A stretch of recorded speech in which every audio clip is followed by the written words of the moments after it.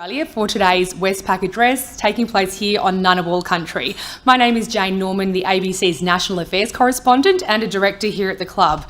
Our guest today is the man who's vying to be the next Deputy Prime Minister of Australia, Nationals leader David Littleproud.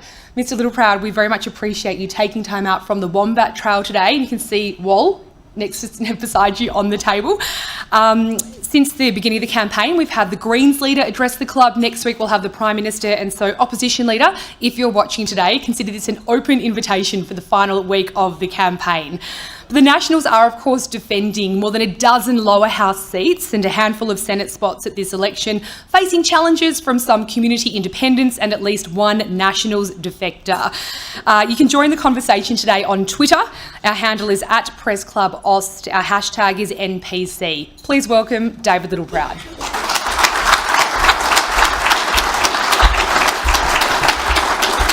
Well, thank you, Jane, and to the National Press Club, and to my National Party colleagues and family, and to one and all. Thank you. It's a great honour to stand here before you to address the National Press Club and the nation. My involvement with the National Party started some 40 plus years ago. In fact, in the 1983 Queensland state election, when I stood outside the Chinchilla Courthouse handing out for my father to become the state member for Condamine in the then Bajelki-Peterson government. So to be the leader of the National Party is one of the greatest professional honours of my life. One that I don't take lightly, and one that I take in wanting to leave a legacy. A legacy for the people that our great party have represented and supported for over 100 years.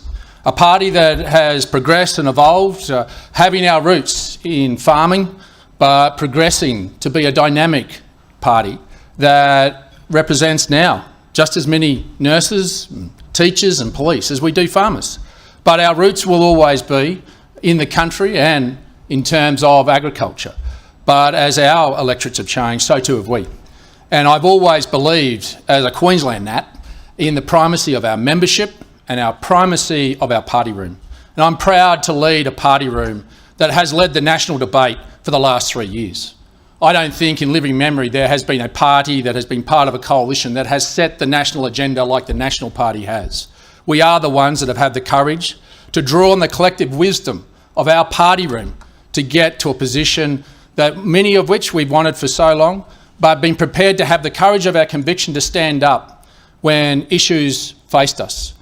And one of the proudest moments of my leadership is when our party room got to a position on The Voice, when only 30% of the country agreed with us in opposing The Voice, which we respected. It wasn't a decision that we made lightly or quickly, despite what some commentators may say. The Prime Minister made it very clear that the mechanics and machinery of The Voice would be predicated off the Karma Langton report. In fact, I think it was page 14 to 17. So we took that away, and within our own party room, in a respectful way, we undertook a committee within our party room to go and listen to both the yes and the no case, to understand what that machinery would look like, what that would mean for us who represent some of the most disadvantaged Indigenous Australians in remote areas. And we got to a position predicated on that lived experience after embracing both the yes and no, because we believe that we were repeating the mistakes of the past, those mistakes that people we represent live with to this day. ATSIC Mark II was not the answer to closing the gap. That was not the way to empower local communities to actually endeavour to fix their own challenges and tap into their own opportunities. That was not the way of more bureaucracy. We simply need a better bureaucracy. But it also came back to a guiding principle of our great party, but I believe of our great nation, that all 27 million of us are equal, no matter our race, no matter our religion. And proudly, all 27 million of us have a voice in this parliament just down the road, 271 politicians. And proudly, our nation has elected 11 Indigenous Australians, not to represent just Indigenous Australians, but to represent us all. That's the great country that we have become. That's the great country that we should build on to make sure that where there is disadvantage, and we know to the postcode, that we attack that disadvantage with local solutions. And I'm proud to say that after the Voice referendum result, there was no victory lap by the Nationals or the Liberals. We came back to this place just up the road. We walked into that parliament, and Peter Dutton and I moved a motion to undertake a royal commission into child sexual abuse in Central Australia and to have a forensic audit of the billions of dollars that is being spent that isn't hitting where it should be. We came back with practical solutions, and we've subsequently said that, true to the values of why we oppose the voice, that we've now said that we need to have more localised land councils to empower local elders to face into those challenges but embrace the opportunities that are there for them. Sadly, we have a Prime Minister that divided our country with $450 million of wasted taxpayers' money and yet will not utter the word Indigenous Australian. In fact, he's not even game to go back to Alice Springs. That's a Prime Minister that doesn't have the values and principles to lead our nation together as one and to face into those problems and empower the local people to solve those problems. Instead, it's been cast aside. But we give you that commitment that we will, as part of a Dutton Littleproud government, come back and tackle those issues and empower local elders to solve those problems and embrace the future their way. That's what common sense should be about. We're also proud of the fact that in this election, we're actually putting forward solutions for the nation's biggest problem, cost of living. At the moment, we've got a Prime Minister that is talking about everything else other than cost of living because he's created it. He's creating the cost of living crisis where there are Australians tonight that will not be able to afford to put dinner on the table. He's a Prime Minister that's looking for diversions rather than solutions. That the ideology that he's brought to government over the last 3 years hasn't meant the practical reality of what's been bled out of every Australian's wallet. That's not somebody who should be leading our country. And to run around and try and divert with scare campaigns on Medicare, running around with a little green card, when every Australian knows that little green card you can't use without your credit card. But you've got to solve the nation's problems by having the courage to fix them. To say you got it wrong, to say that what you put to the Australian people, that you promised the Australian people, you haven't delivered. You're not going to solve the nation's problems without facing up to fundamentally changing the policies that will shift the dial. And in this country, we are blessed with the resources that many other countries around the world would envy to be able to take advantage of those challenges. And one of those challenges is the cost of food here in this country. And today, we, as a Dutton Littleproud government, within 6 months, will have a national food security plan. Because it's not just about the long-term food security of our country, it's about the here and now, about Australians being able to put dinner on the table. That's the real problem that we face today. And so we've said, as part of this and the elements that make this plan up, is that we are saying and have said well long ago as nationals that the market power that our supermarkets have over our farmers and over you, the consumer, has been abused. The evidence is clear. The evidence is vastly clear. In June, July last year, sheep and beef prices went down by 70 to 80% at the farm gate. At the checkout, they went down by 8%. They're having a red hot crack at you. And the abuse in how they treat Australian farmers, you only have to cast your mind back to what they did to the dairy industry. And I was a rural banker that sat around and had to have those hard conversations, emotional conversations with dairy farmers who had their commodity devalued overnight because the big supermarkets decided to put a ceiling on the price of what their commodity was worth. That's not the Australian way, and that's not how corporates should operate. And so what we've said is we're going to make sure that there is fairness and transparency from the farm gate to your plate. We don't want to fix prices, but we want to make sure there is fairness. Fairness for farmers and fairness for you as consumers, because you can't expect the Australian people to understand variations in farm gate prices and how that should flow on to them. They've got enough going on in their world. So why wouldn't we? Why wouldn't we lean in and make sure that there is fairness and there is a deterrent and consequence for someone doing the wrong thing? The supermarket shouldn't fear me or the coalition. In fact, we already have divestiture powers in this country. We put them in place in 2019. And in fact, one Anthony Albanese supported them when we put in divestiture powers, the big stick legislation, for the big energy companies.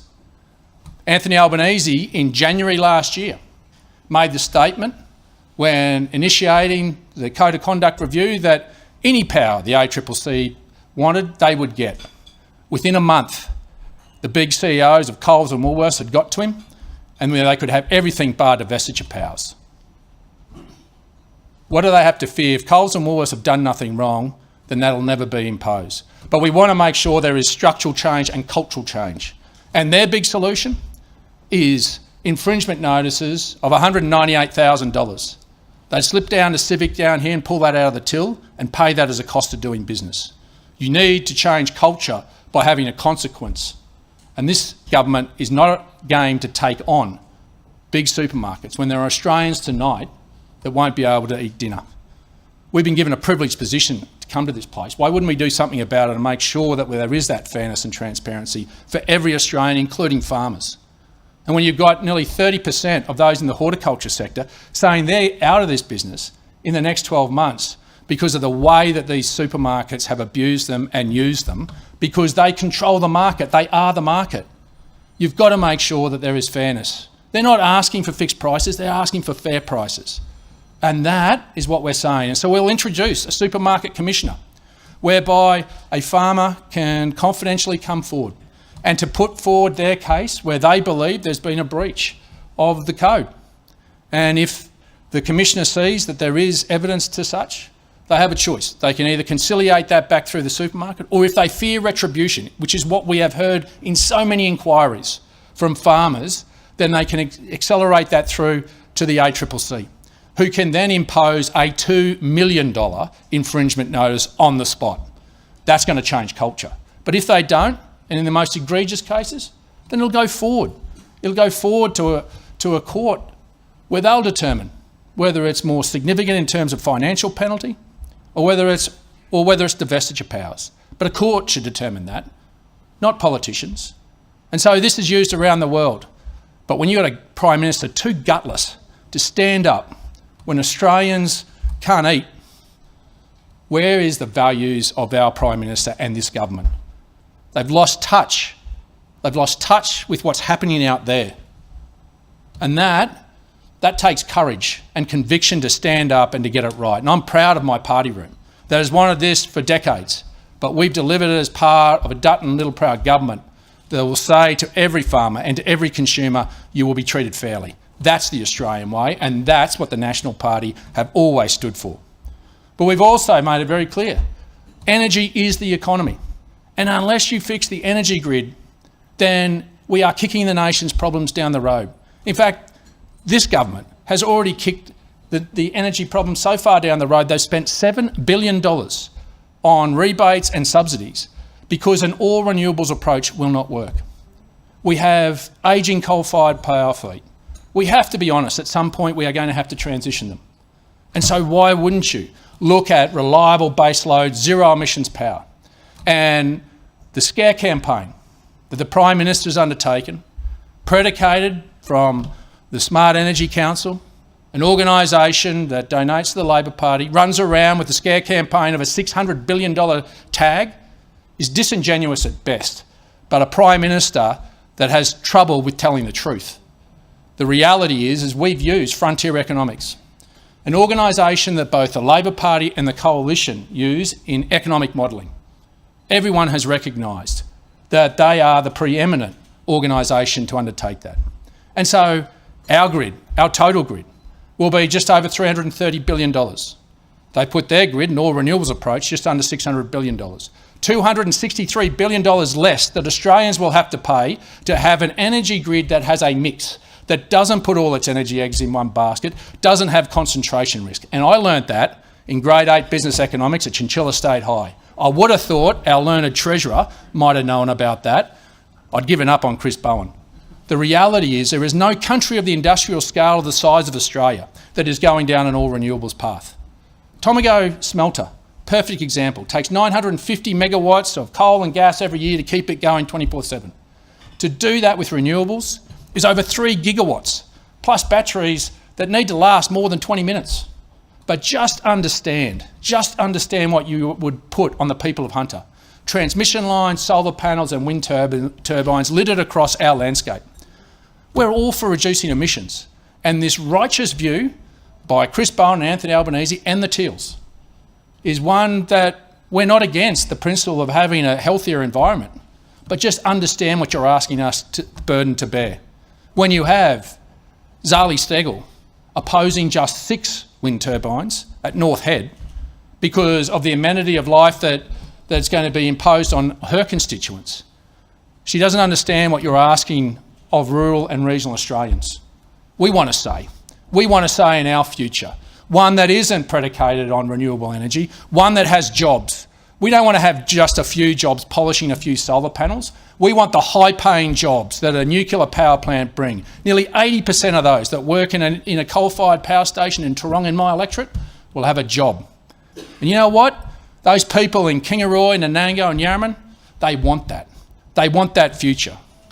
And for this puerile stunt to turn up in Collie, and for everybody to be gullible, the Prime Minister didn't go anywhere near the coal-fired power station at Collie, didn't go outside the staged event of sitting there and listening to those coal-fired power workers about their future, their kids' futures and their grandkids' futures of being able to stay and live there. He went to a renewables project hidden from the reality. And let me just make it clear, there's no need to go in an election campaign where you've already won the votes. We have already won the social licence in those 7 communities. Our polling clearly shows that. In fact, if you want a point, have a look at the last Western Australian election where the Liberal Party got a 15% swing to them in Collie. Now, if it was as visceral in terms of the hate for nuclear power plants in those parts of the world, then I would have thought that the Liberal Party mightn't have done so well. So let's have a mature conversation. Let's have a Prime Minister that's going to look you in the eye and tell you the truth. Not make a number up, but be honest with the Australian people, because you're going to bear this bill. You're going to bear this bill, and we're not going to have an economy that can be run properly. But we've also got to have the courage to fix Anthony Albanese's mistakes, because renewables are not going to do the job, and nuclear is 10 years away. We get that. But in the short term, we have a solution. It's gas. It's your gas. It's the gas that Anthony Albanese and the Labor Party gave away last time they were in government. And I have a personal interest in this because that gas comes from my electorate.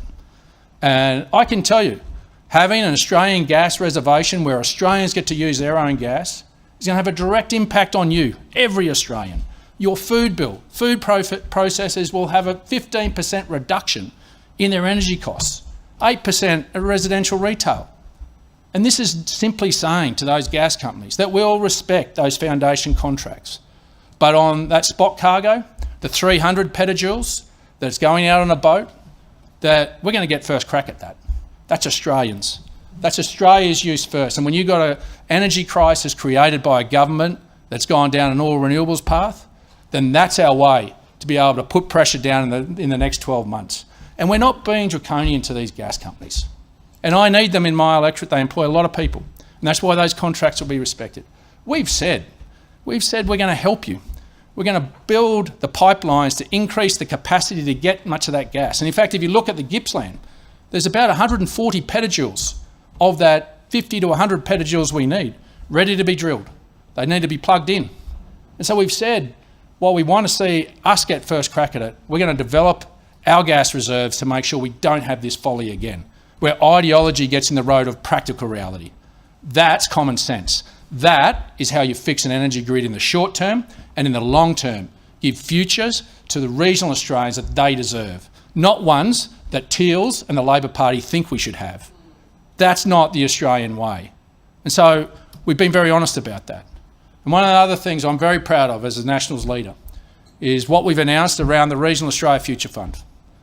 This is a $20 billion fund that'll give a $1 billion dividend every year. We are seeding it with $5 billion from Rewiring the Nation, because what we are saying is that we're not going to need the 28,000 kilometres of transmission lines that this mob are going to put in place. And we'll put that $5 billion in to seed fund this. And then from the windfalls of the $350 billion worth of exports that come from us in regional Australia, we're going to take a small slice of the windfall every year.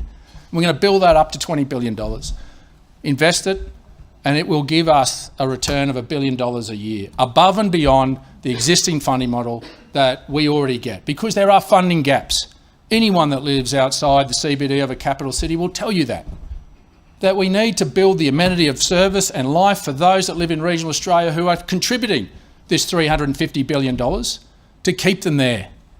And one of the real founding reasons why I got into Parliament was that I'm jack of seeing young people leave regional Australia. I'm sick of seeing generations go over the Great Divide and never come back. It's time to bring them home and keep them home. But unless they have the amenity of life and service, then they're not going to be here. And this is a legacy. This is a legacy item that I think goes beyond politics. This is something that both sides of politics should take the political pendulum out of regional Australia's spending model on infrastructure, because we get kicked. When Labor comes in, we lost $30 billion worth of infrastructure, just filling in some potholes. So what we're saying is take the politics out of this. This is a smart way to make sure regional Australians get that extra that fills those gaps. And we've already made that very clear. $500 million going to councils to, lo and behold, fix some roads and build some roads. $250 million in programs that allow local communities and councils to apply for money that will help them in the amenity of their towns to make it more attractive. But the two biggest kickers for me are the health and childcare. We are going to make sure that $100 million of this goes towards 200 Commonwealth-supported places in training doctors, training them in regional Australia, because we know if we train them in regional Australia, they'll stay there. This government extended what we call the designated priority era, which meant foreign doctors who came to this country were formally constrained to working in regional and rural areas. They took it away and extended it into the peri-urban areas. And if you're a foreign doctor coming to Australia and you Google Cunnamulla in Western Queensland, or you Google Samford in Brisbane, 6 to 4, they're going to go to Samford. We have had our health services decimated by Anthony Albanese. We are the forgotten Australians.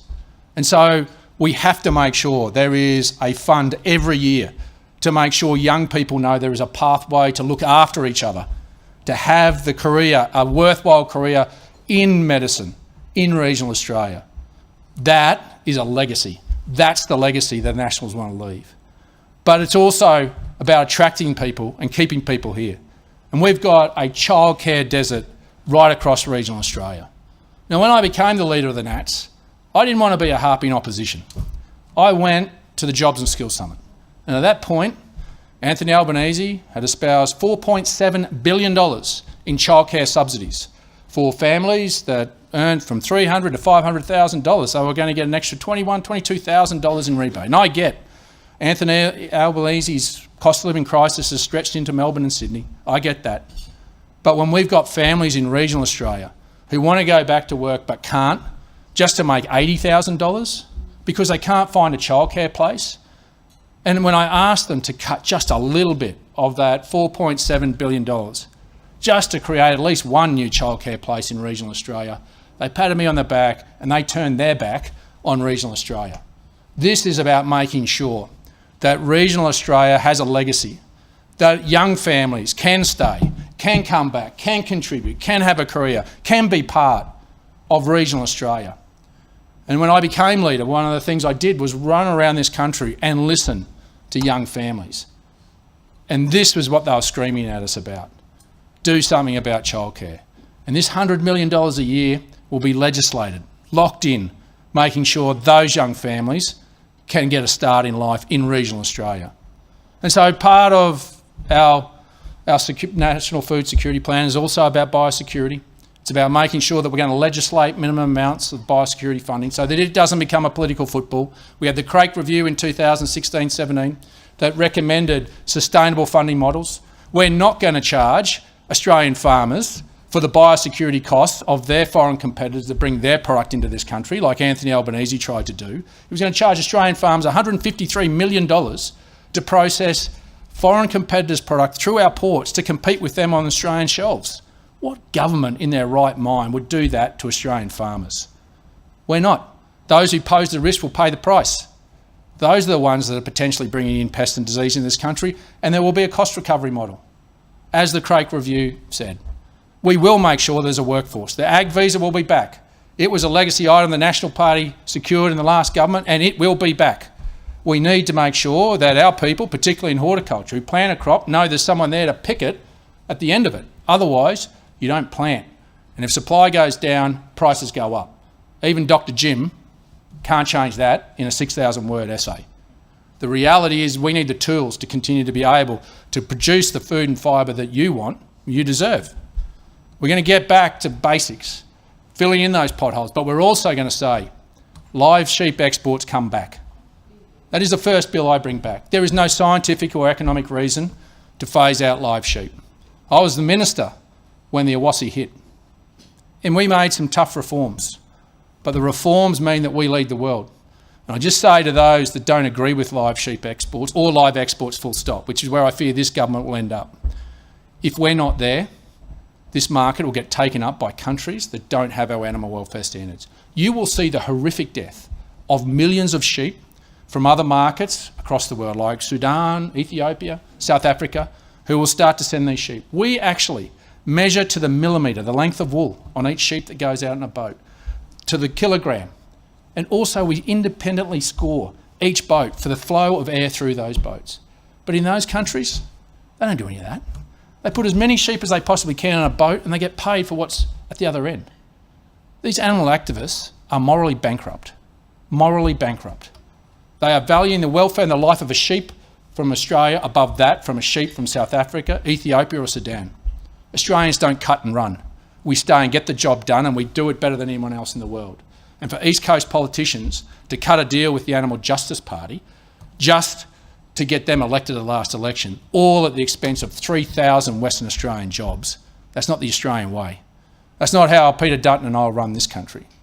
We're going to predicate on science and on fact. And that is what the Australian people expect of their government. So the choice is clear. We've got a plan to tackle your cost of living here and now.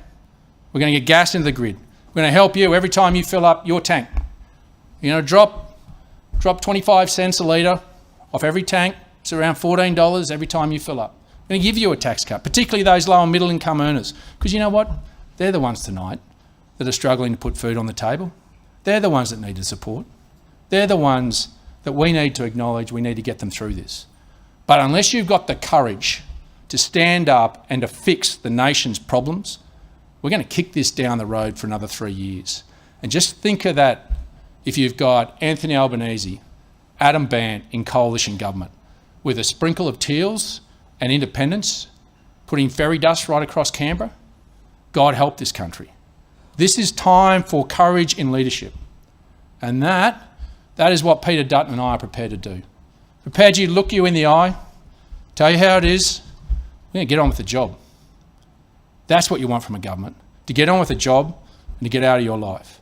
But I'm proud to lead a national party that has had the courage over the last 3 years to lead this nation with the values and principles that are dear to us, but I think dear to most Australians. That's what you want in leaving a legacy. That's why I'm in Parliament, to unlock the potential of those men and women and kids that live in regional rural Australia, to give them the hope that many of you take for granted. So when the National Party's strong, regional Australia is strong, and Australia's strong. Thanks for having me.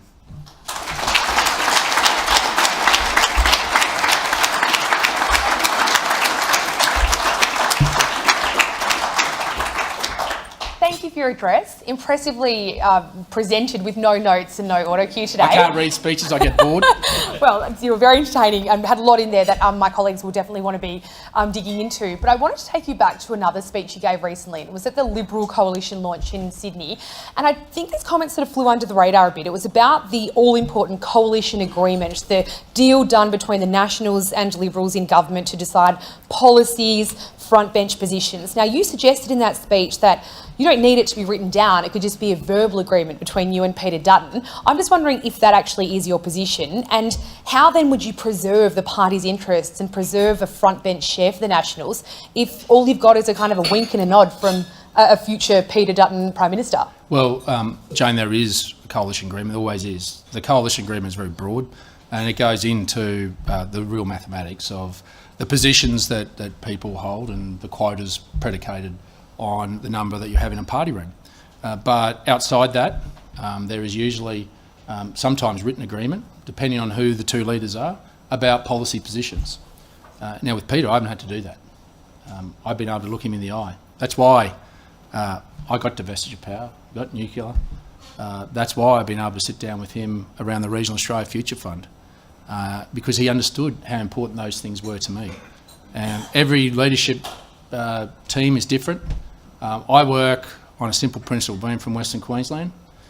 You treat people how they treat you, and if you have comfort in that, you carry on with that. If they do you over, then you get it in writing. But outside that, I haven't had to, because I trust Peter Dutton.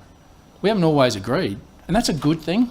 That's actually a really good thing for our democracy, that while we haven't necessarily agreed, and I haven't got everything that I wanted, and I don't think he's got everything he wanted, but what we've got is better policy outcome for our nation. You should have diversity of ideas between two parties. That's a great thing, and you should be able to express that. Not this cookie cutter approach that if you go outside the norm with Labor, you get punted. I don't think that's healthy for our democracy. So there is a coalition agreement, but outside that, in policy positions, I think my record over the last 3 years demonstrates not necessarily just my negotiating power, but the fact that Peter and I can work together. I think that's a very, very strong sign for the Australian people, that if you get a Dutton Littleproud government, we're going to sort stuff out. We're going to get on with the job and do it, because we're going to do what's best for the country. That's why I'm in Parliament, to leave that legacy, and I can only do it with the Liberal Party, and they can only do it with me.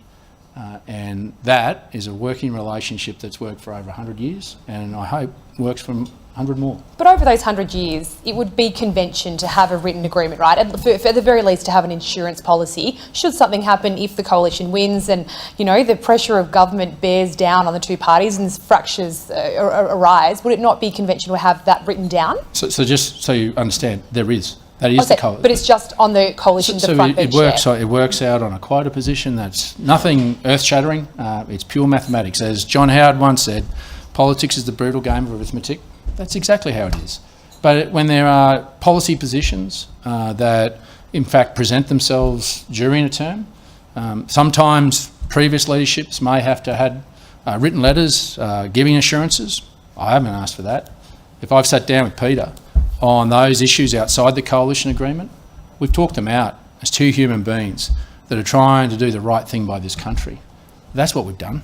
That's how I think most Australians out there would expect us to operate together for the greater good of our nation. And that's what Peter and I have been able to do. Now, what happens in the future will be up to whoever successive leaders are in the future, and I suspect there's been leaders in the past that have done exactly what Peter and I have been able to do. But that's how I do business, and that's how Peter has done business. But there is a coalition agreement that'll stay in place. It's been in place for 100 years, and I suspect it'll be there for many more. And thank you for clearing that up, right? Our first question today is Karen Farlow from the Saturday Paper. Hello, I like hearing about legacy. Thanks very much for being here. The campaign focus has pretty much been on Middle Australia and things like home ownership, incredibly important. Some of the offerings have been seen as quick fixes and relatively modest. I'm interested in not so much Middle Australia, but the lowest paid people in society, many people in regional Australia. What can you tell me about their need, what they're being offered by the coalition, and related, if I may, because it just takes a sidestep. There's been criticisms of the campaign largely being seen as lacklustre and lacking ideas for big reforms. Now, I'm interested in what you can tell me about that, because if there is ambition, a bit of pizzazz on the coalition side, why is it coming so late in the campaign when people are already voting? Well, just be careful about what might be excitement for the gallery compared to what's happening out there on the ground. There are cost of living struggles in regional and rural Australia as there is in metro. And so that's what we've said. People on low incomes, pensioners, they drive cars. And every time they go to fill up, they're going to save 25 cents a litre. They're going to save $14 every time they fill up. They're going to do that as soon as we're elected. We've also said to those that are on that 44,000 range through to 104, ranging up to 144 as it phases out, you're going to get a tax cut. We're going to implement a tax cut for you to make sure that we can give you that relief. But unless you've got the courage to stand up and fix the problem, and energy is the economy, you're going nowhere. And we can get gas into the grid quickly. That is the one commodity that we can shift the dial in bringing down energy prices, because that's the one commodity that can be drilled quickly and with a little bit of impetus can be put into the grid quickly. That goes to food processors who are paying 3, sometimes 4 times what they were 3 years ago. When you're going to reduce their bill by 15%, that has a flow-on impact right through the economy. There aren't silver bullets. I think we've also got to understand, we've got to get back to basics. And there is a human toll that I think, Karen, you have quite rightfully identified. And those human tolls is what I don't think economists see in some of their commentary, because economists work in numbers. We work in the human toll that we see. We see the people in Dubbo, some of them living in tents underneath a bridge because they can't afford their mortgage, and they've had to move with the kids to sleep underneath it in a tent to rent their home out. So we see it through the human eyes of the pain that's there. And so that's why this short-term relief, while we actually have the courage to fix up the fundamentals, is so important. So there are no silver bullets because we're basically broke. This mob has spent a lot of your money. They spent $7 billion in papering over the cracks because they didn't have the courage to admit they've got it wrong on their all renewables approach. That takes courage in leadership, and that's what Peter Dutton and I are prepared to give. Andrew Probyn. G'day, Andrew Probyn. First of all, speaking as a director of the Press Club here, thanks very much for turning up, and we do hope that we see Peter Dutton here next week. We will also have the Prime Minister. Now, as to what you said today, you described the Prime Minister's visit to Collie as a puerile stunt, and you said that there was no need for Peter Dutton, I think you were talking about Peter Dutton, but there was no need during an election for him to turn up to any of his 7 nuclear sites. Because you've already shown that you have got social licence. Can I just challenge that? Like, if you did have social licence on what is a very bold and different, expensive policy, why wouldn't you turn up when there are votes to be won, not just at Collie and the Hunter, but in areas that are going to be critical to whether you win or lose? And on a similar vein, whatever happens on May 3rd, will nuclear power be a coalition policy from here on? A good question, a contradictory one, the last one about a bold policy when we were just lambasted for being a bland campaign. But you are right. This is. Karen's question stands. But Yeah, no, and I'll get to it. But I think it's important you understand where this comes. And the second part of that, I repudiate entirely, an expensive plan. And this has been the most disappointing aspect, I think, of the reporting, that Anthony Albanese has been able to call this a $600 billion nuclear power plant. Now, that's only going to give 4% of the grid that is going to have to need cuts.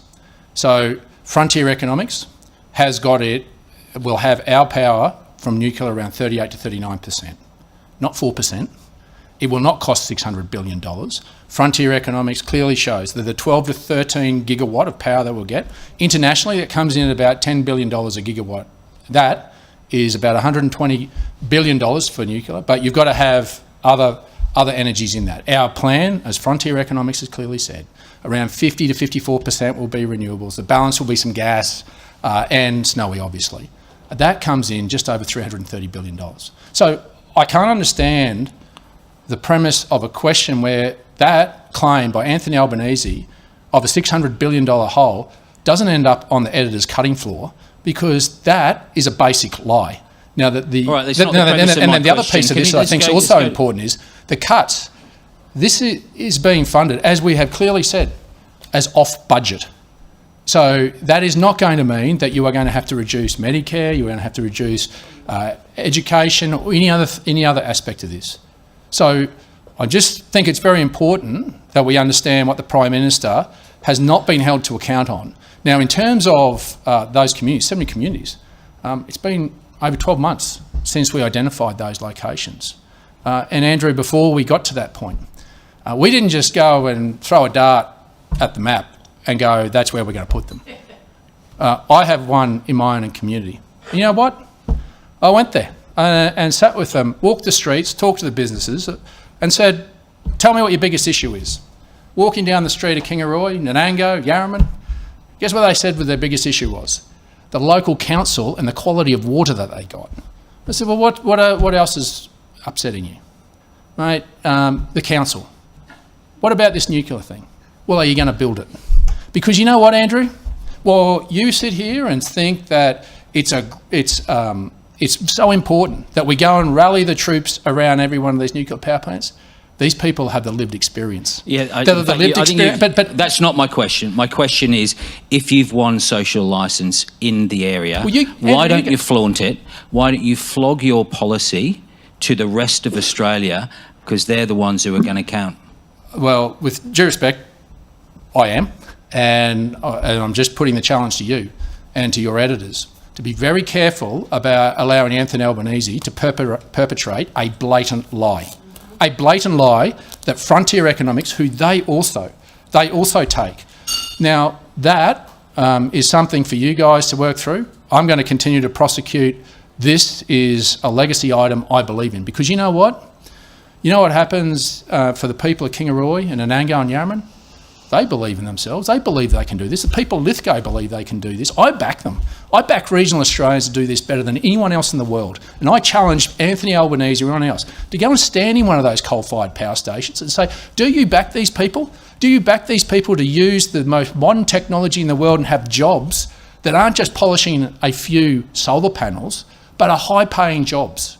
High-paying jobs that we deserve, not have an ideology thrust upon us that we should have wind turbine solar panels and transmission lines lit across our country that is tearing up your food security, is tearing up the very thing it's trying to protect.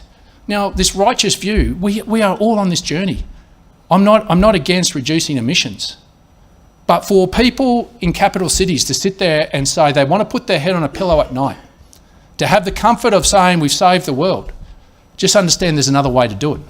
There's another way to do it that's cheaper, by $263 billion, which means you don't have to pay back that $263 billion with a return on top of it, that you don't have to pay that. And it's going to last 60 to 80 years, not something that lasts 10 to 15. So it remains coalition policy come what may? And I'll get to that as well, yeah.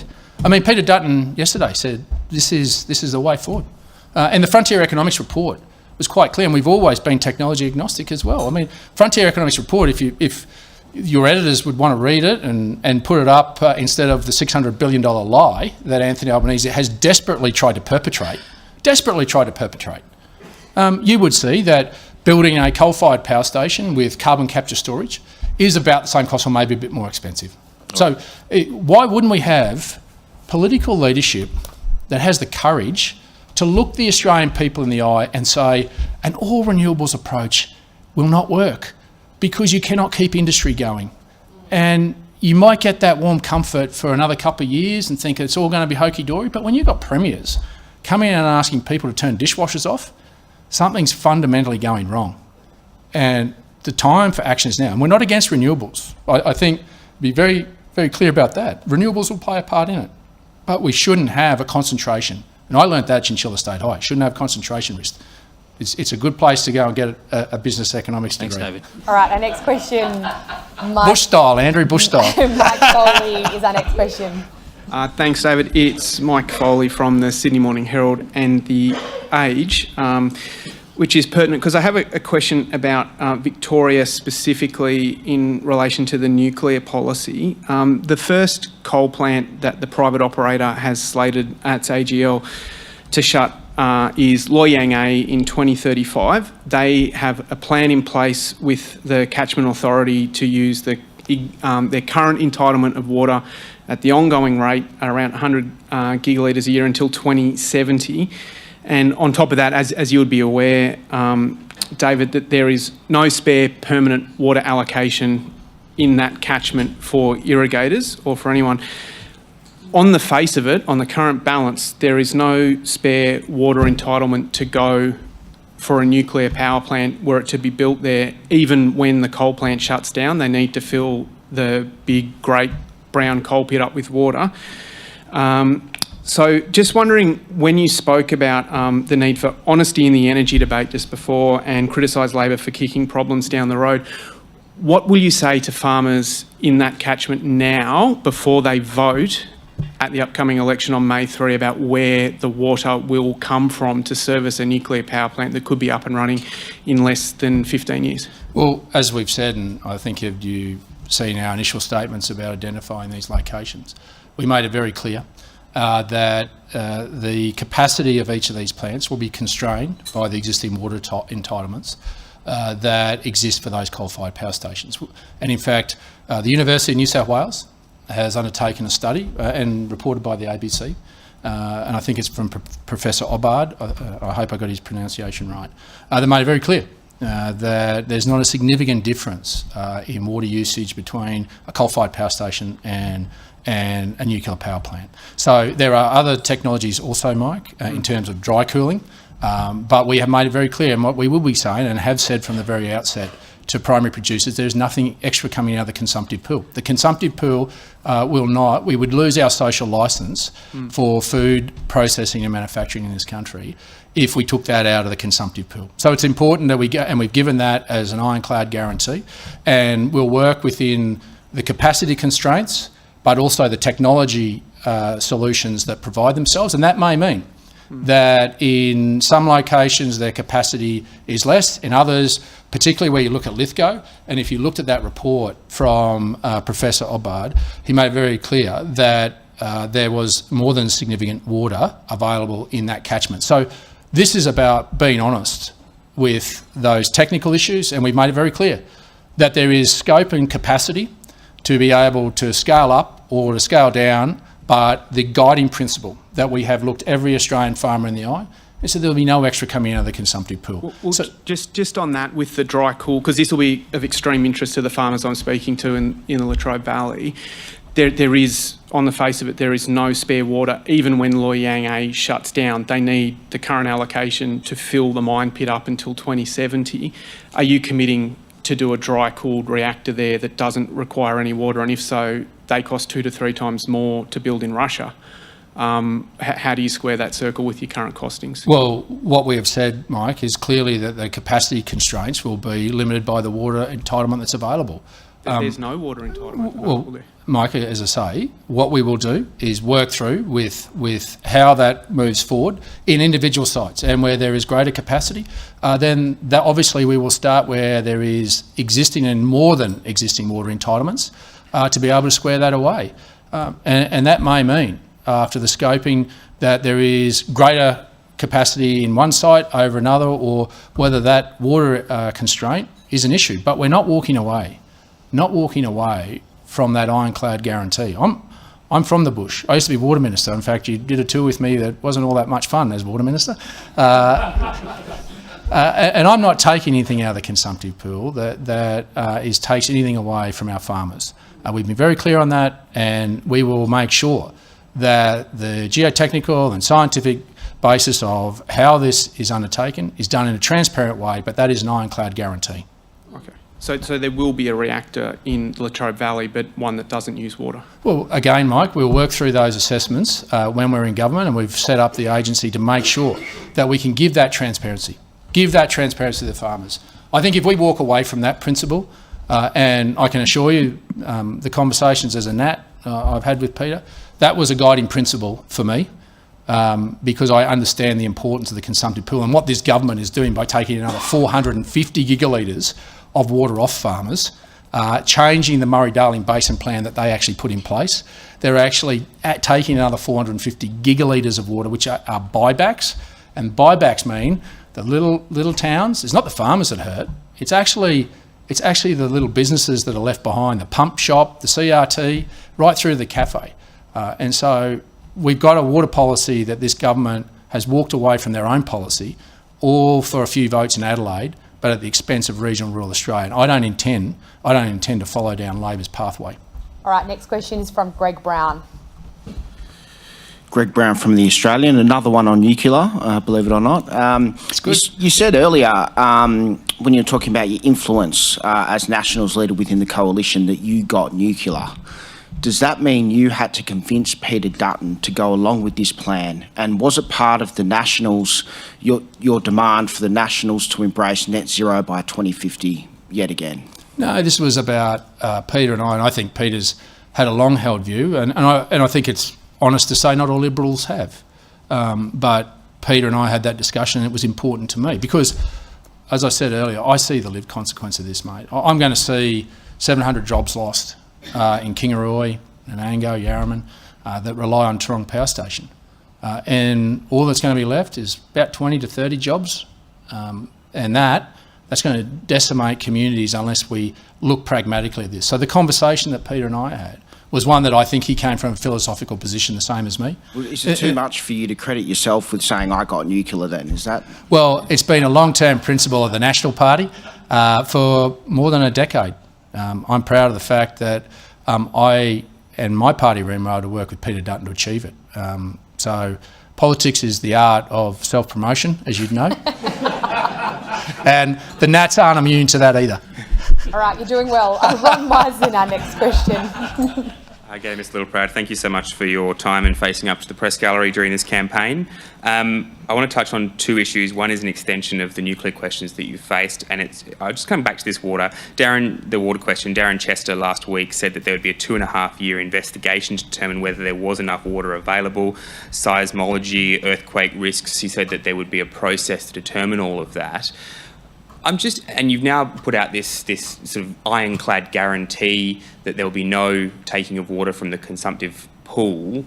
If it turns out 2 or 3 locations, there's just not the water available, do those locations fall away from the plan? I mean, that seems to be the natural consequence of what you've said today. And just on childcare, you announced the $100 million for childcare deserts.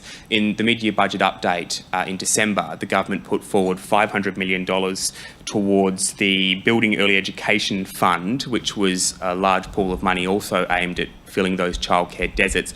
I'm not sure we've heard whether you're supportive of that fund, whether the $100 million is in addition to the 500 or whether it's a reduction. Yep. So with respect to the water, that's not a new ironclad guarantee. That was one we gave when we announced our nuclear policy. We made it very clear, and that was a guiding principle. You've had that water analysis done before guaranteeing 7 sites? Well, yeah, in fact, you could do it. It's pretty easy. Each state authority, water authority, tells you exactly what the water entitlements are of each individual nuclear power plant. And then obviously engaging with Frontier Economics, not us, a bunch of politicians trying to make that up. We actually engage with Frontier Economics about what are the certainties and probabilities around what that would look like. So this wasn't just to throw a dart and hope for the best. This was about making sure that there was some analysis. And Darren is right. This process starts if we're elected with a mandate, and then it's a process to give assurance and comfort to the Australian people, but to those communities, that we're going to do this right. That we're going to back the process. We're going to back regional Australians to do this better than anyone else in the world. And the guiding principles have set where we will go with that. And I'm comfortable with that in protecting the consumptive pool and where that may go. But I think it's pretty clear to see when you've got analysis from Frontier, what there are the sites with more water than others, then it opens up that capacity opportunity in certain areas. But that's the honest conversation we've got to have with you. That's about making sure the process is respected, where you've got a process at the moment for renewable projects where basically there is no approval process. They waltz in, and I've sat with a man in Molong, an 85-year-old man, whose 2 sons don't talk to each other anymore. One's got the turbine, the other's got the transmission lines. He fears he's going to pass away before his 2 sons talk to each other. That's a reckless race that is predicated on ideology. And guess who bears the brunt?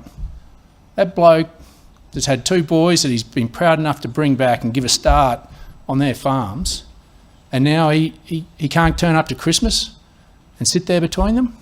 I mean, really? Let's do this properly. And that's what we're saying. We're going to be honest with you all the way through. And we're not going to trample on any of the principles that we put in place.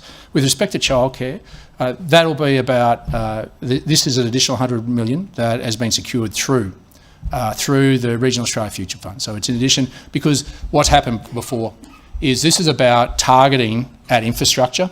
So, and particularly for community run and council. And what you find is that many of these community run centres, they've got to raise money for a decade to probably raise $1 million to put on another 40 to 50 places.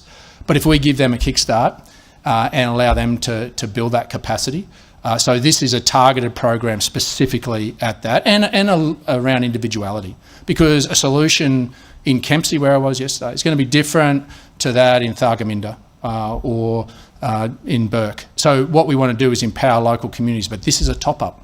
This is above and beyond, and it's needed because the programs of the past haven't isolated money solely for us.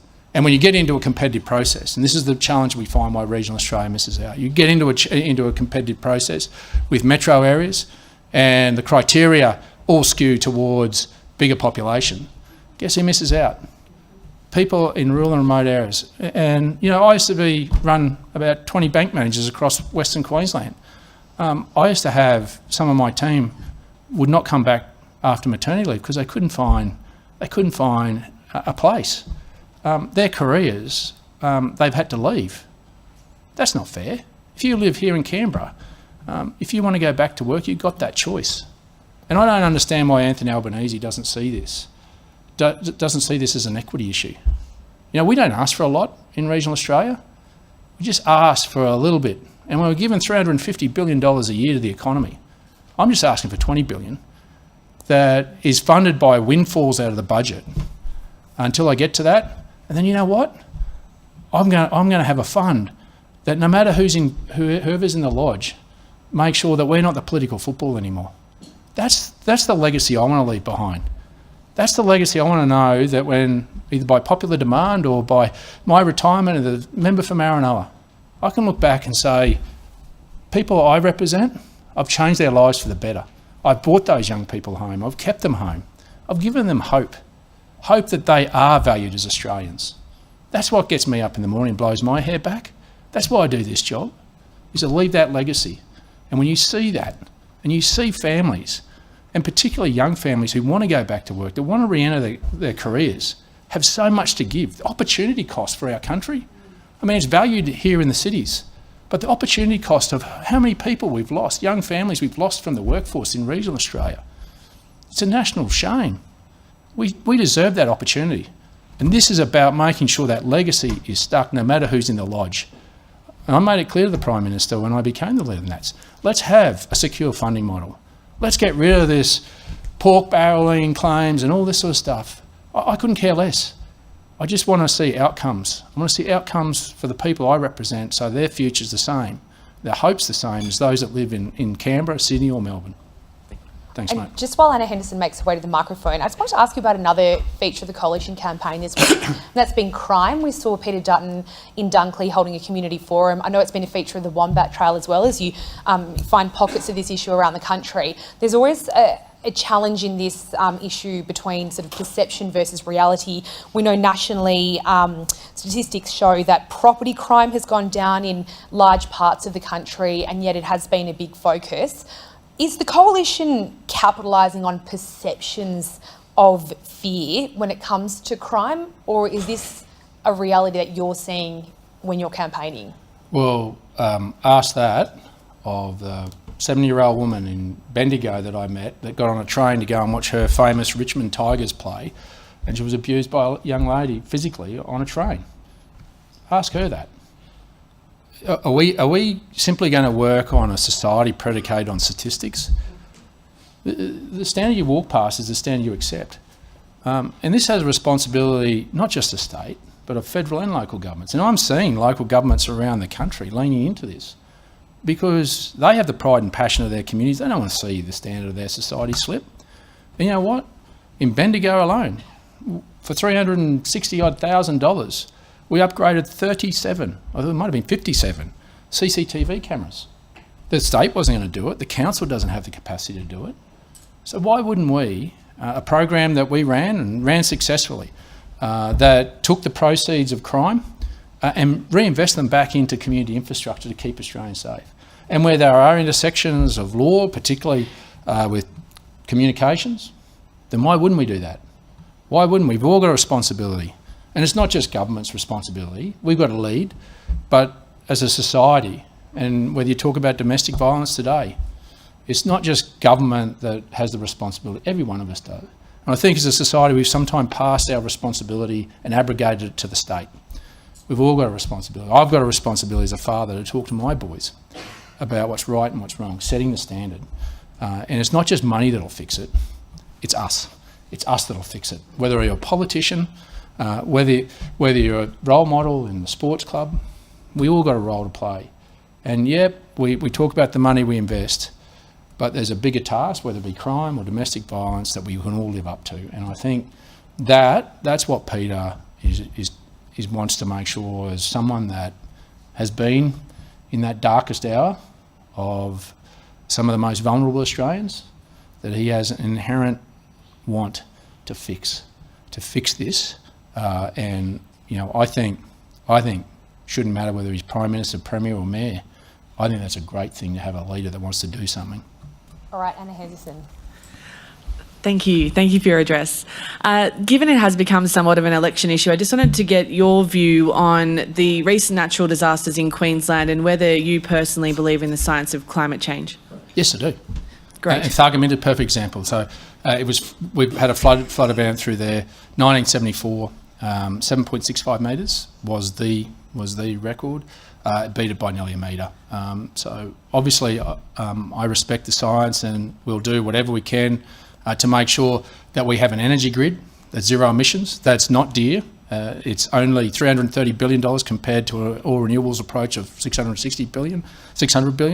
And we're going to make sure that when I was Emergency Service Minister, I actually had in place the Emergency Response Fund, $5 billion fund that gave $100 million a year for mitigation public works, but also $50 million that was going into private works to be able to lift a house up, or in cyclone areas, renovate to make sure that they were ready for cyclones. And just very briefly, your party was very emboldened by the successful No campaign for the referendum, in touch with the public mood. But has the coalition conflated the No campaign for the referendum with the broader mood of the electorate? Because in other countries, incumbents have been tossed out in this economic period, but at this stage, the polls suggest Labor is ahead. And if there's something wrong with the polls, what are the polls not seeing? Who are the polls not seeing? Well, look, I think this is more a 2019 election than a 22 election. And I see that through the prism of our own track polling, of the seats that we're trying to win, and the ones that we have challenges in. And the national polls, I think, aren't reflective that this is very much geographically based, this election. You go to Victoria, they've got the overlay of a horrible state government with a horrible federal government, and they're angry, and they've got every right to be, because they've got the lived experience of a government losing control of their streets and losing control of their economy. And so I think you'll see that we can all get carried away, and I actually personally don't think many people have actually switched onto this campaign. While we get excited in here about campaigns and the rigour of running around, even on the Wombat Trail, I don't think many people have actually engaged. They've had school holidays, they've had Easter, they've been camping, they've only just cleaned the tent up, put it away and put the kids back to school. Well, a million have already voted. So. Well, I think those are and that's a good point, but I think they're the ones that had made their mind up. I think you'll find there's a lot of the electorate that are very much starting to switch on now. And so I think it's dangerous to say that the national polls are reflective of what's happening on the ground. And that's why I think the next 9 days, I think people are running the ruler over it. And they're running the ruler over cost of living. That's what they're doing. They're asking themselves, am I better off after 3 years of Anthony Albanese? Will it be any better under an Albanese-banned coalition government? Or is there a solution for the here and now, and a government that's going to have the courage to fix the economy? Energy is the economy. And unless you're going to start that now, we're kicking this down the road another 3 years. And just imagine that with a coalition Labor-Green government sprinkled with fairy dust from the Teals and Independents. We are going to be in a very different place in 3 years' time if this country sees that. And I think Australians are going to put their lived experience against what they're facing, and I think they're going to switch on and run the ruler over pretty closely over the next 9 days. Dom Giannini. G'day, mate. Thanks for the speech. look, if everyone else had a couple bites of the cherry, I'm just wondering if I can get some clarity on a policy first and then ask the substantial. Will all of the 41,000 job cuts to the APS be in Canberra? Yes, and what we've been very clear about is many of those haven't been employed yet. So they're budgeted, so they're on the budget, but in fact, we won't be putting those jobs on. So that means there is a saving. So we've been very clear about that. And in fact, if you look at some of the APS data, the Australian Public Service data, those that finished up with the public service last year was a bit over 10,000. So I think what you're going to see is there's a sensible way of doing this.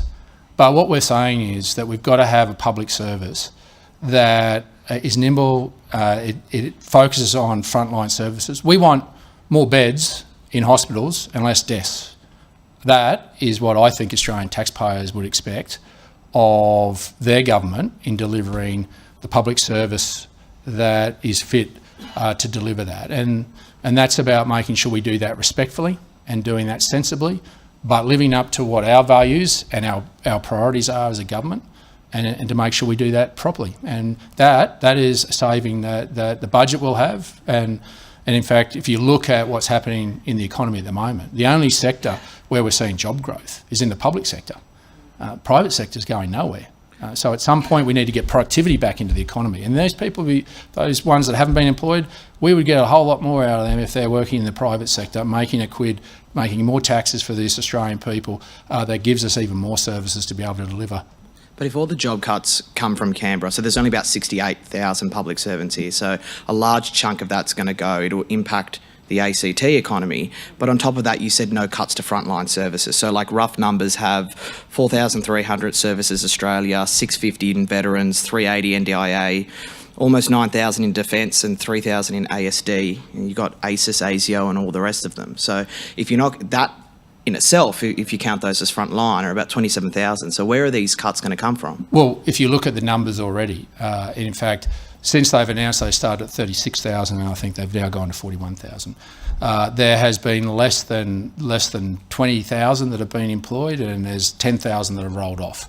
So this is about making sure that we're not going to walk in and slash and burn day one. We're going to be respectful, and we're going to make sure we get the outcomes we're looking for. Now, that is what a good government would do. That's about being honest about how we're going to spend your money, making sure that when we say we're going to get to that point, we're going to do it with the right mechanisms to make sure that the frontline services aren't diminished, that those core principles are upheld, and that we get to the delivery services we want. But we don't necessarily have to tie more public service to bigger service delivery. There is other ways to get that in the public service, and we've been very clear. We believe there's a way to achieve that, to tap in to our great public service and all that they do, and not just around productivity, but thinking differently about how we actually are able to achieve what we're trying to do to get value for money for you as an Australian taxpayer. All right, we've almost run out of time.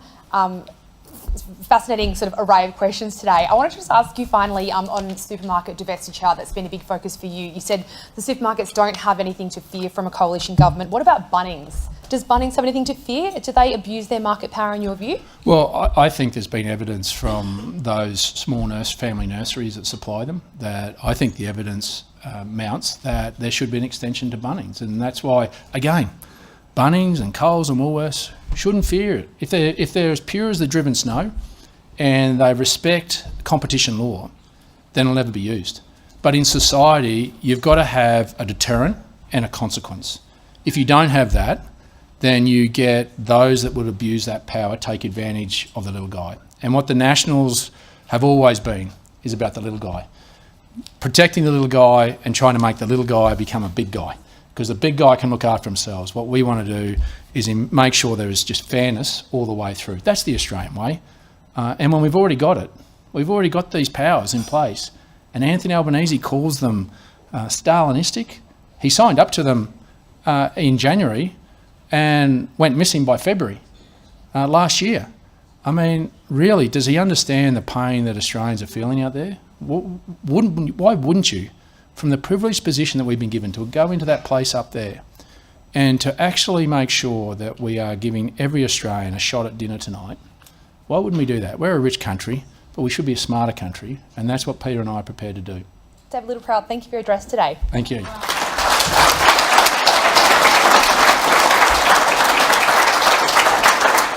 Please accept our gift of membership to the club. Thank you, very good. Yeah, very good. Thanks very Thanks much. for that, Jane. Thank you. Very good. Great, thanks.